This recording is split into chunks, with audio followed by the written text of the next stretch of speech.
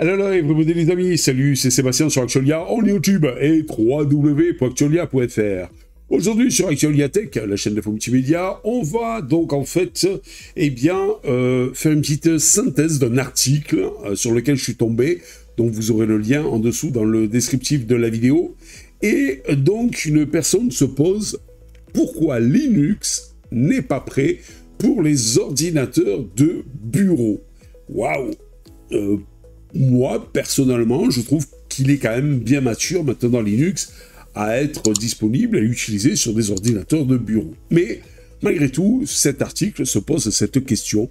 Pourquoi Linux n'est pas prêt pour les ordinateurs de bureau? Alors moi, ce que je vous propose, c'est une petite analyse plus ou moins approfondie sur le pourquoi du comment de la chose. Donc Linux, depuis sa création en 1991, Linux a gagné une place importante dans l'univers de l'informatique, notamment dans les serveurs, les supercalculateurs et les systèmes embarqués. Cependant, malgré sa grande popularité croissante et ses nombreuses distributions qui en font malgré tout une petite faiblesse, Linux reste un acteur marginal sur le marché des ordinateurs de bureau, représentant aux alentours de 3 à 4% des parts de marché mondial en 2025. Mais pourquoi Linux n'est-il pas encore prêt pour une adoption massive sur les ordinateurs personnels? Explorons les principales raisons. Alors je vous rappelle que c'est pas moi qui affirme donc en fait ceci, mais c'est un article dont vous aurez le lien dans la description. Alors il nous parle d'abord de la fragmentation de l'écosystème. L'un des plus grands atouts de Linux est également son principal talon d'Achille, sa principale faiblesse, c'est sa diversité.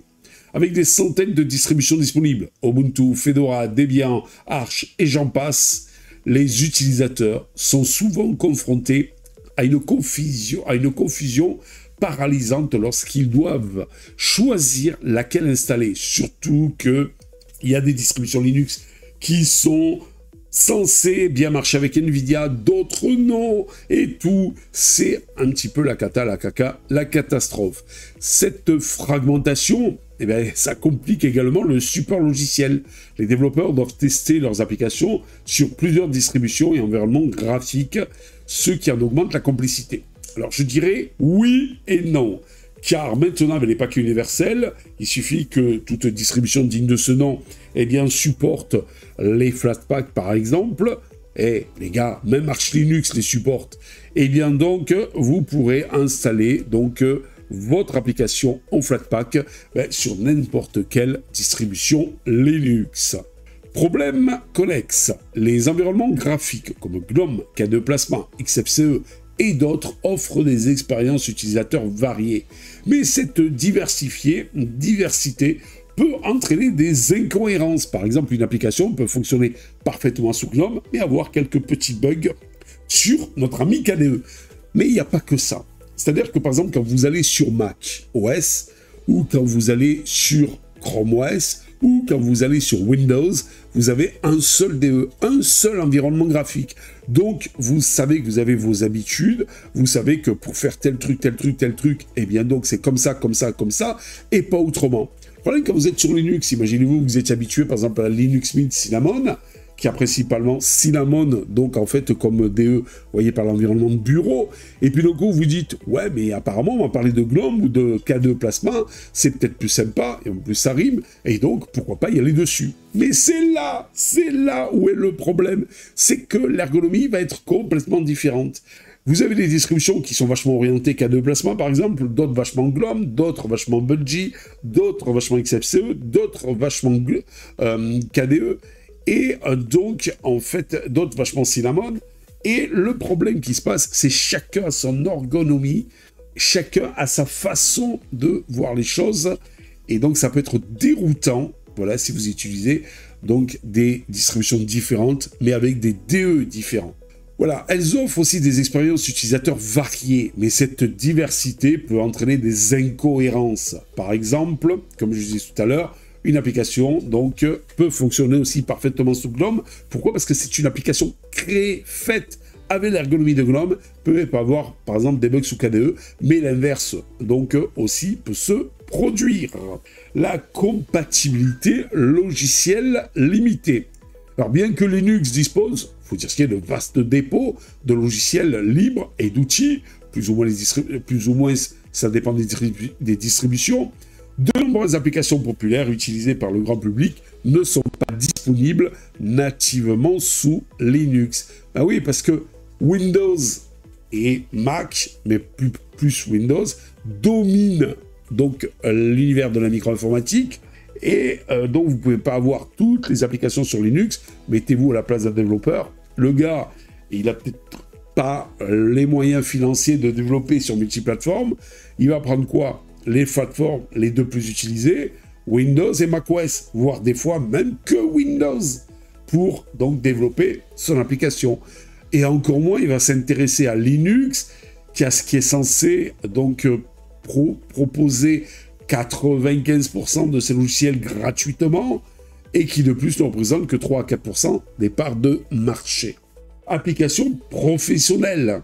Microsoft Office, même si Office 365 peut être utilisé via le navigateur comme une web application, Adobe Photoshop et d'autres logiciels propriétaires ne sont pas disponibles en version Linux native. Je parle bien de native.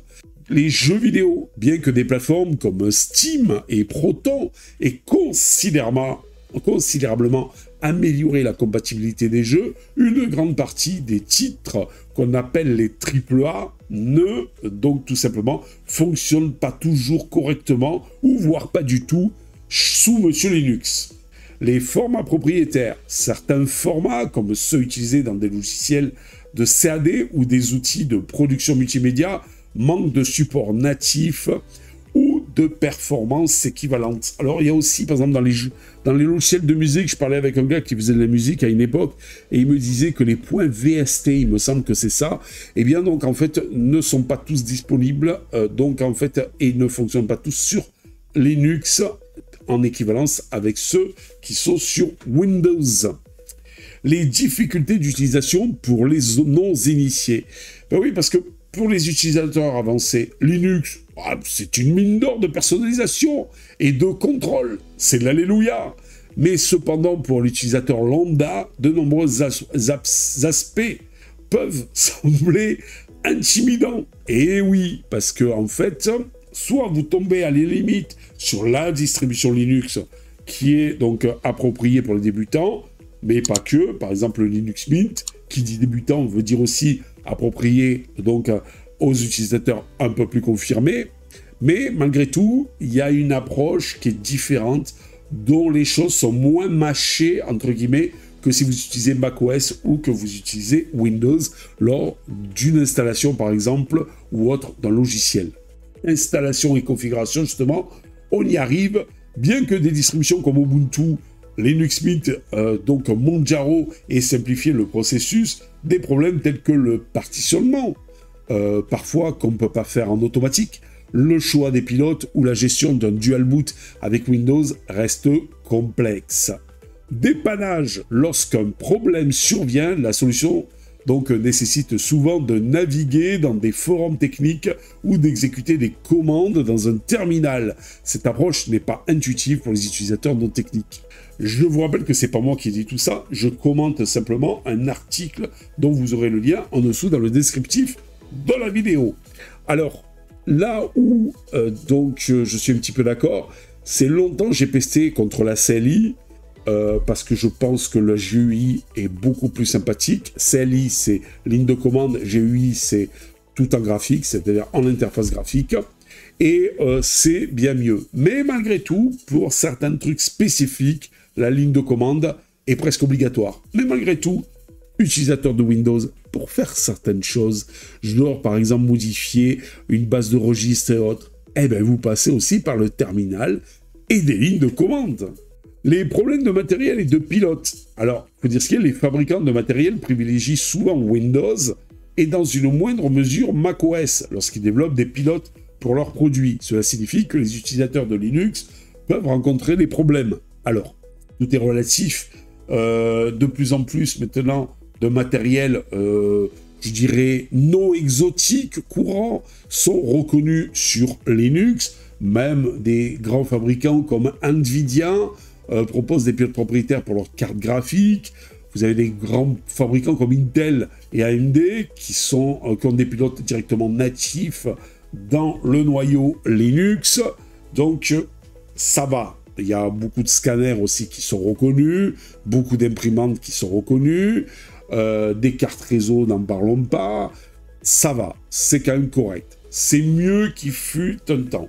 Mais cela signifie que malgré tout, les utilisateurs de Linux peuvent rencontrer des problèmes, par exemple avec des cartes graphiques. Bien que Nvidia et AMD aient fait des efforts pour améliorer leur support, les performances et la compatibilité ne sont pas toujours au rendez-vous. Ça, c'est clair que, par exemple, si on prend mon cas qui est donc sur mon PC principal, une Nvidia 3060 Ti, RTX, eh bien, il est vrai qu'il y a certaines fonctions que je ne retrouve pas sur Linux. Il n'y a même pas l'utilitaire pourtant développé par Nvidia. Il ne se contente que de faire le driver. Et encore, il est plus ou moins intégré. Ça dépend des distributions. Et cela pose plus ou moins de problèmes. C'est du vécu, là. Là, je peux rien dire. C'est du vécu. Périphériques spécifiques. Les imprimantes scanner, webcam ou adaptateurs Wi-Fi peuvent parfois nécessiter des pilotes tierces et ou ne pas être prises en charge du tout. Voilà, excusez-moi, j'ai eu un petit coup de fil. On reprend donc en fait le pourquoi du comment de la chose. Alors pour continuer, toujours dans ce fameux article, il parle du manque de soutien commercial. Contrairement à Windows et macOS qui bénéficient d'un soutien massif de chez M. Microsoft et Apple, Linux repose, il faut dire ce qui est, sur une grande partie sur des communautés open source, ce qui pose des défis. Bon, il y a quelques distributions qui reposent sur des grosses sociétés comme Ubuntu avec Canonical, comme Fedora et Red Hat, donc en fait par Red Hat, comme OpenSUSE par SUSE, etc., etc. Mais la majeure partie du temps, par exemple, Debian donc, est communautaire. Donc, le marketing n'est pas là assez pour soutenir, par des publicités, par tout un tas de choses, donc, en fait, toutes ces distributions Linux. C'est pour ça que s'il y en aurait moins, ça serait mieux. Le marketing, justement, on en parle, il est limité. Linux n'a pas de campagne publicitaire grand public pour convaincre les utilisateurs à basculer. Et c'est un petit peu problématique aussi parce que si vous prenez n'importe quel, je dirais, allez, 98% des PC, vous les avez sur donc Windows. 100% des Mac, vous les avez sur macOS. Et donc, c'est assez problématique de trouver des PC donc avec Linux, même s'il y a des comme System 76 par exemple, des sociétés qui proposent donc des versions Linux de leur PC, voire des PC 100% Linux.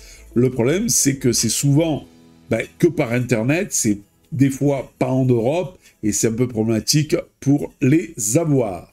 Un support professionnel, à moins d'utiliser des versions payantes comme Red Hat Enterprise Linux ou SUSE Entreprise, les entreprises hésitent à adopter donc Linux pour leur donc tout simplement employés en raison du manque de support professionnel standardisé.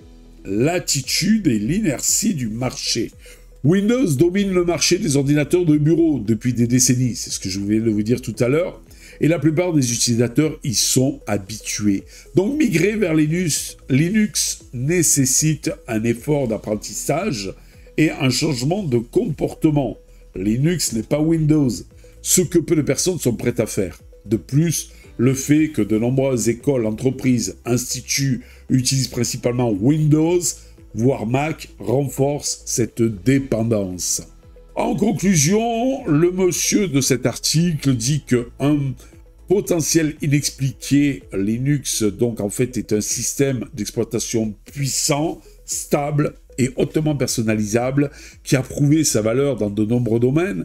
Cependant, pour lui, pour qu'il devienne une véritable alternative pour les ordinateurs de bureau grand public, il doit surmonter plusieurs obstacles. Et principalement, c'est réduire la fragmentation et standardiser certains aspects de l'écosystème. Je l'ai toujours dit, je me suis fait avoiner de tous les côtés quand je disais ça, quand je disais qu'il fallait standardiser Linux. Mais voilà, et il n'y a pas que moi qui le dis, il y en a de plus en plus qui le disent, que la faiblesse de Linux, c'est justement une multiple nombre de distributions. Alors il y en a qui me disent, ouais mais Seb, tu n'as peut-être pas trouvé ta distribution qui t'allait bien et tout. Mais oui, mais si on fait un standard avec une distribution, la distribution Linux, qui fonctionnerait avec pratiquement tout, ben, il n'y aurait plus besoin d'aller chercher à droite et à gauche. La distribution Linux où tous les paquets seraient existants, ben, on n'aurait plus besoin d'aller chercher à droite et à gauche. Améliorer la compatibilité logicielle et matérielle. Dans certains cas, c'est vrai que donc il faut l'améliorer. Simplifier l'expérience utilisateur pour les novices. Alors, il y a déjà par exemple des distributions comme Ubuntu, voire Linux Mint, qui simplifient pas mal déjà l'expérience utilisateur pour les novices. Donc si vous êtes, eh bien, un novice, si vous êtes un débutant dans le monde Linux, que vous avez envie de vous séparer de Windows, parce que vous en avez marre, que vous avez envie de vous séparer de Mac parce que ça devient de plus en plus cher, eh bien, donc en fait, basculez directement sur Linux Mint. Ne vous posez même pas la question pour autre chose. Linux Mint, voilà, c'est fait pour les débutants, ça marche bien, et en plus, vous allez obtenir une très grosse Logitech qui est celle de Ubuntu, et une très grosse communauté, à la fois celle de Linux Mint et celle d'Ubuntu, puisque Linux Mint est basé sur Ubuntu, mais simplifie encore plus les choses par rapport à Ubuntu, qui a tendance des fois à faire des choix, bon, plus ou moins, vous voyez ce que je veux dire. Promouvoir davantage Linux auprès du grand public. Alors bon, il y a certaines chaînes Linux qui le font, entre autres moi, mais pas que, et tout ça, etc. Mais c'est vrai que on aurait bien aimé d'avoir des pubs du grand public à la télé, à la radio, donc faisant la promotion de Linux et des PC sous Linux. Mais ce n'est pas encore le cas, contrairement à Microsoft ou Monsieur Apple. Si ces défis sont relevés, Linux pourrait enfin connaître un essor significatif sur les ordinateurs de bureau. Mais pour l'instant, il reste qu'un outil exceptionnel pour les passionnés et les utilisateurs avancés, tout en étant un choix marginal pour le grand public. C'est pas faux. C'est pas faux. Mais moi, j'aimerais bien voir des pubs de Linux à la télé. Ça serait vraiment top. Moi, la dernière fois, je parlais de Linux parce qu'il y avait un gars qui me dit « Ouais, Seb, est-ce que tu peux pas me réinstaller ?» Ça faisait plusieurs fois qu'il me l'avait déjà demandé. Dans l'année, tu peux pas me réinstaller mon Windows, il rame, ça bug, ça plante et tout ça. Et un jour, je dis « Mais pourquoi tu passes pas sur Linux ?» Ah ouais, Linux, c'est quoi? Et pourtant, le gars a un ordinateur et tout, il fait pas mal de choses dessus. Mais Linux, il savait même pas ce que c'était. Pour vous dire que du marketing et de la publicité, ça serait bien sympa pour notre système d'exploitation préféré Linux. Voilà, j'espère que vous avez aimé cette petite vidéo, vous avez aimé cette petite synthèse de cet article dont vous aurez le lien en dessous dans le descriptif de la vidéo. Et qu'est-ce que vous en pensez, vous, tout simplement? N'oubliez pas de vous lâcher dans les commentaires, dans la joie et la bonne humeur. N'oubliez pas aussi de vous abonner, de mettre un petit pouce en l'air, tout ça pour nous encourager dans cette belle aventure multimédia. Allez, je vous dis ciao les amis, bye bye.